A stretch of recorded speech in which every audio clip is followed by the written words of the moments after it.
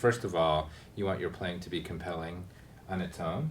And in that respect, quartet, I think, is a big advantage because we've got a very unique combination of four musicians, and as long as everybody is like contributing, I think you're going to come up with hopefully something that's unique and personal, special to what you do. And I would say we have had the chance to experience this with Ayano joining the quartet about 3 years ago, after having played with our other brother, so for maybe 16, 17 years.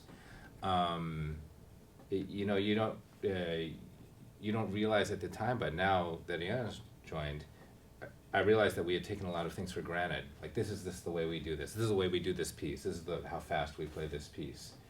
And it has been a very revealing and also fascinating and artistically invigorating process to have Ayano join the quartet. Because hearing her play the first violin parts in a way that's in many cases quite different from our brother, we all have to respond. And in fact, I even hear Janet and Phil in different ways these days now, because we're all responding to Ayano in slightly different ways. And I imagine Ayano too, having played some of these pieces with other people, it's different playing with us. So our unique combination of personalities and thoughts and emotions and all of those things, responses to each other even. Hopefully, if we are true to that, if we honor that and don't just go like, well, I heard these guys do it this way, I heard these guys do it this way, but if we really listen to each other, there's something to be gleaned there for, I think, artistic integrity. Yeah, I agree with that. I think one of the most fascinating parts of playing in a chamber music ensemble, in this case a string quartet, is the chemistry that is a part of every group. One thing that we advise students in our role at Eastman and other places is that they should not seek to play with their best friends, that's not the first priority. And even more than that, don't date someone in your group.